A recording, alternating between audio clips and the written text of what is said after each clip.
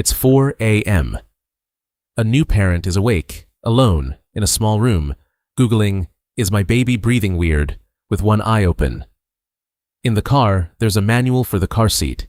There's a monitor with night vision pointed at the crib, like the baby's under surveillance. And everyone involved is exhausted, terrified, and completely on their own. Now rewind 30,000 years. A baby is born, and something happens that would blow that modern parent's mind. The entire camp shows up, not to visit, to work. Because it takes a village to raise a child isn't a cute saying. For most of human history, it was the actual system. The village was real, it was mandatory, and it's the reason you exist. Start with the very first thing that happens to an ancient newborn. It gets passed around. Within days, a forager baby is being held by aunts, grandmothers, cousins, teenagers, neighbors, sometimes a dozen different people in a single day. Scientists actually counted this. In one Central African forager group, researchers logged babies being passed between caregivers dozens of times a day, and some infants had around 14 different people regularly holding them. 14. A 6-week-old with a full rotation of staff. So picture your first months of life, ancient edition. You wake up on your mother. You get handed to your grandmother, who talks nonsense at you while she works. A teenager takes you for a lap around camp like you're a trophy. An aunt feeds you. Somebody's uncle bounces you through his entire conversation without looking at you once. By sundown, you've been held by half the neighborhood, and every single one of those people now knows your face, your sounds, and exactly how you like to be carried. And here's why that's remarkable. Ask a chimpanzee mother to hand over her newborn. Go ahead. She will not. Great ape mothers guard their babies obsessively. Nobody else gets to touch them for months. Humans are the weird apes. We hand our most precious possession to grandma, to a cousin, to the neighbor, and go take a nap. That one weird habit changed everything.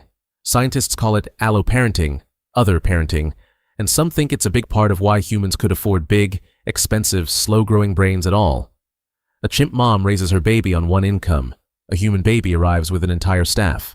So what did an ancient baby's day actually look like? 3 words. Carried, fed, never alone. Carried, constantly. Remember String, the smartphone of 30,000 BC? Its killer app was the baby sling.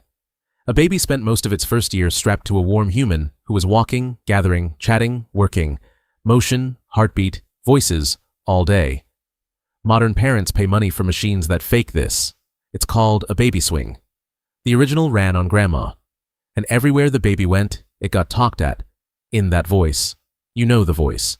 The sing-song, up and down, slightly unhinged voice every adult automatically uses on a baby.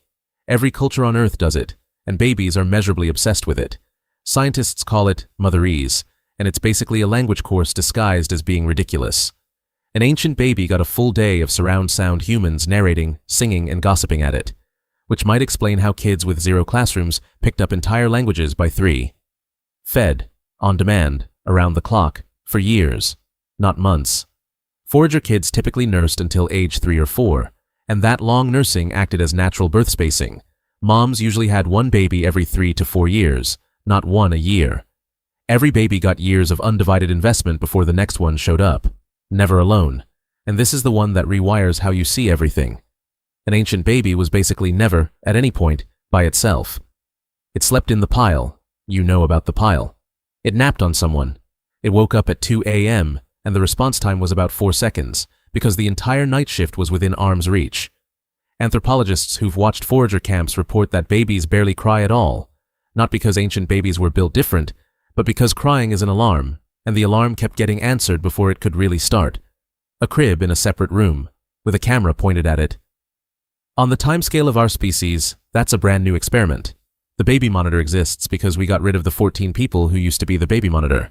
Now meet the team, because the division of labor is not what you'd guess. Star employee, grandma. And this is one of the strangest facts about the human species.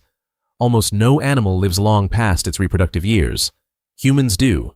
Human females can live decades after menopause, and scientists have spent years asking why evolution would allow that. The leading answer is called the grandmother hypothesis. Grandmas exist because grandmas are useful. In the Hadza, grandmothers are champion foragers. They dig up more food than almost anyone, and that food goes straight into their grandkids. A kid with an active grandmother was measurably more likely to survive. Your grandma spoiling you isn't a personality quirk. It's several 100,000 years of evolutionary strategy. The dads were on the team too, and in some cultures, spectacularly.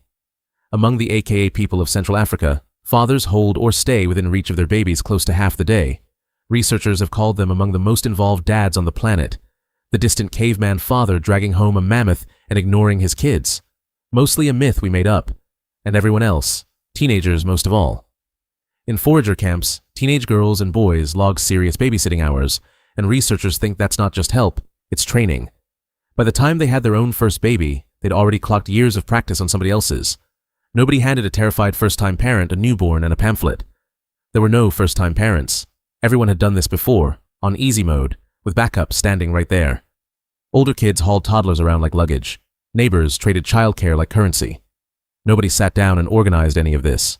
It was just what a camp was. Around age 3 or 4, the baby graduates, not to school, to the gang. Every forager camp has one, a roaming mixed-age kid gang, 3-year-olds to 12-year-olds, all together, loosely supervised at best. And that gang was the school. Little kids learned by shadowing big kids. Which berries, which games, how to dig, how to climb, how to argue. Teaching barely existed. Copying was the whole curriculum. And the trust levels were unrecognizable. Hadza toddlers handle knives. Real, sharp knives, at an age where modern kids aren't trusted with safety scissors. And it mostly goes fine, because a kid surrounded by capable people, practicing on real tools, gets capable fast. By 5 or 6, forager kids are gathering real food, not pretend helping, actual calories. And here's the part that shocks modern parents most: almost no discipline. Anthropologists keep reporting the same thing from forager groups. Toddlers are almost never punished, barely ever ordered around, and treated with a level of patience that looks insane to us. A 2-year-old having a meltdown isn't defiant, he's 2. Somebody picks him up, the camp shrugs, life continues. The thinking seems to be that small children are not unfinished adults to be corrected. They're people who haven't been here very long. And somehow, out the other end of all that freedom came competent, cooperative grown-ups. Childhood wasn't preparation for life, it was participation in it, just with more naps and worse spear technique. Now 2 myths to bury before we go. Myth 1. They all had babies at 12. No. In most forager groups studied, women had their first baby around 18 or 19, later than in a lot of farming societies that came afterward. The child bride ancient world people imagine mostly isn't the deep past. Myth 2 is the hard one. It was a death trap anyway. Here's the honest part. Infant mortality was brutal. Depending on the group, somewhere between a quarter and nearly half of children didn't make it to adulthood. That number is exactly why the village existed. When childhood is that dangerous, you don't leave parenting to 2 exhausted people. You throw everyone at the problem. Every survival curve we have says the more helpers a kid had, the better their odds. The village wasn't a lifestyle choice. It was the survival strategy. Then, in the space of a few generations, the whole roster vanished. Grandma moved away, the neighbors became strangers, the kid gang was replaced by a screen and a schedule, and the 14-person job landed on 1 or 2 people who now do it behind a closed door at 4 a.m. alone with a search bar. So, if you're a parent and it feels impossibly hard, that's not weakness, and it's not modern kids being harder. You are doing a job that was never, in 300,000 years, meant to be done by fewer than 5 people. You're not failing at parenting. You're short-staffed. But there's one thing we skipped. All those aunts and grandmas handing food to the kids. What was that food? Because what ancient humans actually ate is nothing like the caveman diet posters at your gym, and one of their favorite meals will genuinely surprise you. That's the next video.